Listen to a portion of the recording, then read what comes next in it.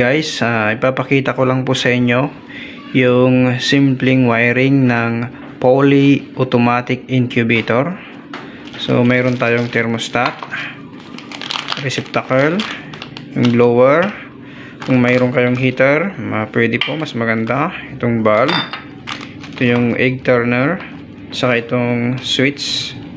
So bago nating simulan, huwag kalimutan na i-follow ninyo ang aking Facebook page at sana ay may kapupulutan kayo dito kahit konti. Tara, simulan na natin. So bago po nating simulan, i-try po muna natin ito. I-direct natin siya sa 220. So ayan, umiikot siya. Yan, so ibig sabihin okay siya. So tara, simulan na natin. So unahin muna natin to. Ito yung thermostat natin. Dito ilalagay yung ilaw. Yan. Ito yung heater, linya ng heater o bulb. Ay, ilalagay na natin.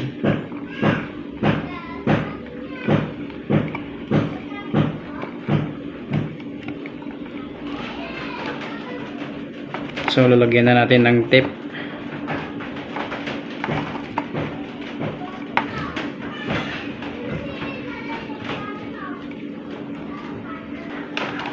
So ayan po. Ayan. So ito naman yung saksakan 220. Ayan. Dito i-connect na natin yung linya ng fan. Ayan.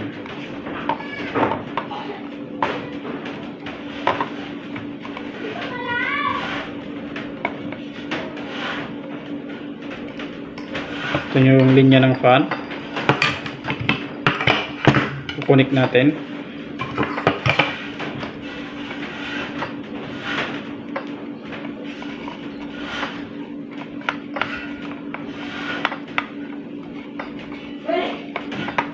So maglalagay lang tayo ng isang wire para sa switch.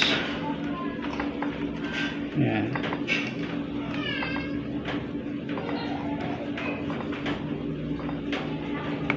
So yan, ito yung para sa switch. So ihinang natin dito. Yan, ito yung binili kong switch, on, off. So dito nalagay natin yung isa dito, hinahin natin.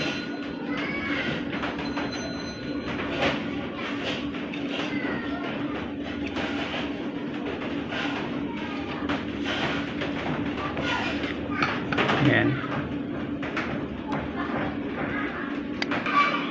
Ngayon nahinang na po natin. Ayan. Yung itong isang bakante na to, dito natin ilalagay yung isang linya ng egg turner. Ayan. Yung isa ilalagay natin dito. Ihinang din natin dito.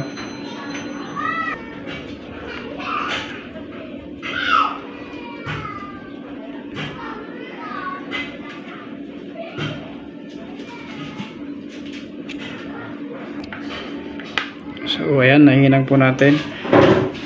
So yan.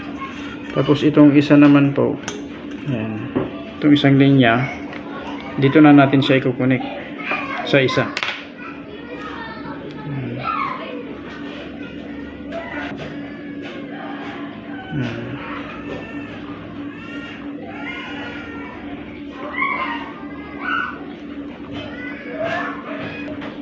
So ayan, sana po masundan nyo. Ayan. Bali dalawang linya ito. Bali dumaan lang siya sa switch. So parang ito yung line 1, line 2 nya, nakadirect sa 220. Lalagyan natin ng electrical tape, tapos itatry na natin. O ayan, lagay na natin tong bulb, tapos tatry natin. Ayan.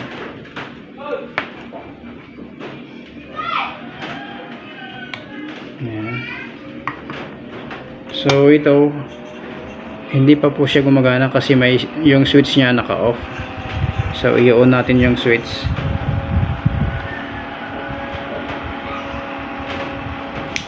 So ayan. O ayan, nagana po yung egg turner nya. Ayan. Ayan, umikot. So ganun lang po. Kung gagawa kayo ng fully automatic, so kailangan mas maganda may switch ang ating egg turner. Ayan. Ayan. So ganun lang po.